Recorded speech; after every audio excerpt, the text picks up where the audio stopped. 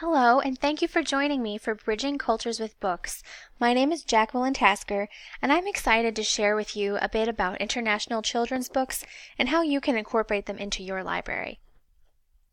First of all, let's talk about why we should care about international children's books. Why are they important? First of all, we do know that books can teach us empathy. International children's books especially can help us understand different cultures from a perspective of a person from that culture, rather than from a United States-centric or ethnocentric perspective. Authenticity is important in international literature, and by exposing our readers to more international children's books, we can help them learn the difference between an authentic perspective and a less authentic perspective. Finally, globalization is not just for other industries. The internet has made it much easier to share ideas with people from far away, and our young patrons are going to need to be even more knowledgeable about different cultures and different lands as they grow up and become productive members of a global society. Sadly, only 3% of the books published in the United States are in translation. That includes both adult and children's books. However, as of July 2016, according to the United States Quick Facts Census, 13% of United States residents are foreign-born. So it's not only our US-born readers who will benefit from international books, it's the members of our community who are from other places and may welcome a perspective that they can relate to. So how do we find these books? How can we discover and select the right books for our libraries? These are three of my favorite publishers of international children's books. If you mouse over each of these logos, you can click on them and go to their website to learn more about them. I'll just briefly tell you that Enchanted Lion Books is a small family-owned publisher based in Brooklyn who specializes in publishing international children's books, most that are a little bit progressive, or some might say subversive. You've probably heard of good old Candlewick Press based in Massachusetts. They publish a good amount of international children's books, and their stories are typically a little bit off the beaten path and a good way to broaden your horizons. And then finally, Yonder, an imprint of Restless Books for young readers, is a brand new imprint, and they are focusing on more international and translated works. Now, in addition to individual publishers, it's a good place to start is with awards and lists of remarkable or commendable books. One of the awards that will probably help you find the most books that will be easy for you to buy for your library is the Mildred L. Batchelder Award. Again, these are all links so you can learn more about each award or list at their website. The Batchelder is actually an award that is awarded by ALA's, ALSAC, the Association of Library Services for Children. It is named for a Midwestern librarian, Mildred L. Batchelder, who promoted international books and to eliminate barriers to understanding between people of different cultures, races, nations, and languages. During her 30-year career in American libraries from 1933 through 1936. The IBBY Honor List is a list of remarkable books compiled by the International Board on Books for Young People. Now, IBBY is a really wonderful organization that is so supportive of the global literature community. They are passionate about helping librarians, booksellers, and teachers find books that are going to be right for their readers, and they specifically look for books that are suitable for publication worldwide, that may have global themes, and that may help readers understand diverse social or political or cultural climates. The White Ravens book list is compiled by the International Youth Library in Munich, Germany. This is another list of commendable books from all over the world. And these books are chosen for their themes or literary artistic merit. In addition to awards and lists, there are a number of programs that are in place to promote and advocate for international literature. Words Without Borders Campus is a fabulous program, especially if you are in a high school or college library. This entire slide is a link to a promotional video about Words Without Borders. So on your own, please go ahead and click through to watch that. Words Without Borders provides contemporary translated literature in both short stories and longer form to share with your class. They also provide sample lessons, and the lessons give you connections to teaching standards, so they're very easy to integrate into a curriculum. The International Children's Digital Library was created by a research team at the University of Maryland in cooperation with the Internet Archive. So this was created by fellow librarians at the College of Information Studies and the Human-Computer Interaction Lab at the University of Maryland. And this library aims to be a resource for children globally to help them find literature to broaden their horizons. Again, this slide is a link to the International Children's Digital Library website. And of course, there are journals and blogs that can help us. Bookbird is my favorite and perhaps the only professional journal on international children's literature.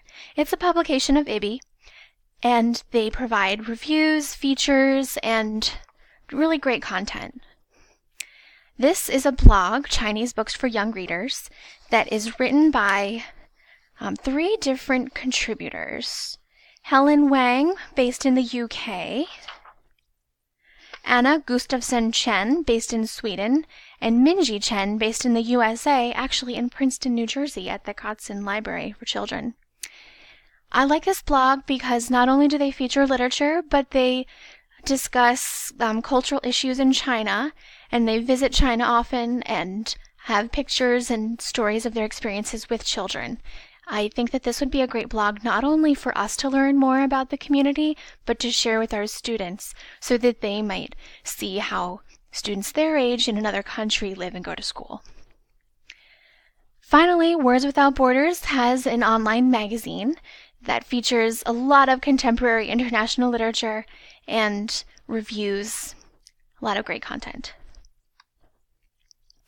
Now let's talk about some of my favorite books that I'd like for you to check out. Picture books. Now these all happen to be either award winners or honorees of the Batchelder Award. My favorite of this bunch is Cry Heart But Never Break by Glenn Ringtved of Denmark, I believe. This is a story in which a personification of death visits children who know that their grandmother is about to pass away. They try to trick Death so that he will not be able to take their grandmother, but he tells them a fable about how joy and happiness cannot exist without grief and sorrow, and they learn a valuable life lesson. Although it sounds a little off-putting to some, at least it did to me at first, to have a personification of death in a picture book, this might be one of my favorite picture books of all time. It's just beautifully done, and it's, I think, a really nice way to teach young children about the differences between happiness and sadness and why both are necessary in life. As Time Went By Jose Sanabria is kind of told in like a fairy tale style, tells the story of some people who go from being very wealthy to very poor and then eventually homeless, and a great ship that was once prominent and loved and used by the wealthy in society, and then was eventually abandoned and just kind of left in the harbor to decay until the homeless people then make a community on the ship, kind of like a tent city. But it's really an interesting story of renewal and hard work. Kind of mature themes for a picture book, but it's just so well done. I can see this as a great writing prompt for older elementary students, and the art is really a treat as well. The Bathing Costume, or The Worst Vacation of My Life, is a really charming story that a lot of children, especially ones with older siblings or older cousins, will be able to relate to. It's funny, told kind of in letter form, and I don't want to spoil it, you just have to read it. It's really cute. Also, I think this would be a great pairing to the popular picture book Jabari Jumps, about a boy who is jumping off of the big kid diving board for the first time. It involves overcoming fears and embarrassment, as well as fitting in. And then finally, Over the Ocean by Taro Gomi is probably the book that's appropriate for the youngest age group here. The really striking art in this book takes us kind of on an imaginative journey where this child standing on the shore imagines what is over the ocean. Is it a circus? Are there other children? The repetitive text is soothing and also enlightening because you're wondering yourself what it really is over the ocean. I think this would also be a wonderful prompt for activities in class. As far as middle grade books, Written and Drawn by Henrietta is a charming, almost graphic novel for young people, kind of a book within a book about a girl who loves to draw and create books. The Ballad of a Broken Nose is a story of a boy who overcomes bullying and learns who his true friends are and how to be himself. Adam and Thomas is almost a haunting story of two Jewish boys who hide in the forest near a ghetto town during the Holocaust when they're fleeing from the Nazis. Although these themes are mature, I think this is appropriate for an older elementary, younger middle school students. And it even, and if you read deeply into it, comes to be a story on like musings about faith. Very deep for younger readers, but it's so well done and charming, and really a good story of friendship. Now finally, a few of my favorite young adult translated books. First, The War Within These Walls is the story of a fictionalized story of the Warsaw Ghetto Uprising. This is not quite a graphic novel, but there are a lot of illustrations. They're striking. The story is haunting, but uplifting at the same time.